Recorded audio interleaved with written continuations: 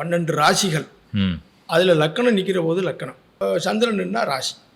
இதுதான் பழக்கம், ஜோதிட பழக்கம். ம் அப்போ ஒவ்வொரு லக்கணத்துக்கும் அந்த லக்கணத்துக்குரிய கிரகம் தான் லக்கண அதிபதி, ம் வீடு கொடுத்தவன் அப்படின்னு அதை சொல்லுவாங்க. இப்போ மேசத்தில் லக்கணம் இருந்தால் அந்த லக்கணத்துக்கு சொந்தக்காரர் அதிபதிங்கிறவர் செவ்வாய் பகவான். ம் கிரகத்தில் செவ்வாய், நல்லா தெரிஞ்சுக்கோங்க. அப்போ அந்த செவ்வாய் நல்லா இருக்கா, லக்கணம் லக்னாதிபதி, லக்கணத்தை நல்ல கிரகம் பார்க்குதா, லக்னாதிபதி நல்ல இடங்கள்ல இருக்காரா, நல்ல கிரகத்துடைய சேர்க்கையில் இருக்காரா, நல்ல கிரகத்துடைய பார்வையில் இருக்காரா.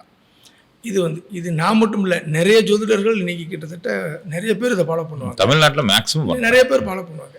ஏன்னா பராசரர் விதியிலே லக்கணம் நல்லா இருக்கணுங்கிறது ஒரு பொதுவான ஒரு விதியை சொல்லியிருக்காங்க.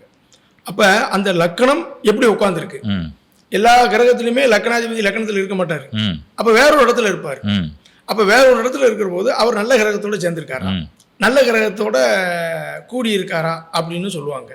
சிலர் நல்ல கிரகம் பார்க்குதா, உட்கார்ந்த இடம் எப்படி இருக்கு, இப்படியெல்லாம் பார்க்குது. இப்போ நான் ஒரு இடத்துல பிறந்திருப்பேன், வளர்ந்துருப்பேன், இடம் மாதிரி ஒரு இடத்துக்கு போகிறேன். அங்கே போகிற இடத்துல நல்லவனோட சேர்ந்தனா கெட்டவனோட சேர்ந்தனா, ம் ஒரு பெரியவருடைய உதவியோட வாழ்ந்தனா, பெரிய இடத்துல இருக்கான். ஐயா என் பையன் பம்பாய் போனா பெரிய இடத்துல இருக்கான், பையன் ஆஸ்திரேலியாவில் பெரிய கம்பெனியில் இருக்கான். அப்போ ஒரு இடத்துலேருந்து ஒரு இடம் போய் நல்ல இடங்கள்ல இருக்காரா, கெட்ட இடங்கள்ல இருக்காரா, வெளியூர் போய் வாழ்ந்தவனு உண்டு, கெட்டு போனவனு உண்டு. ஆமாம், கெட்ட சவாசம் இருக்கா, கெட்ட சகவாசம் இருக்கா. ஆமாம்.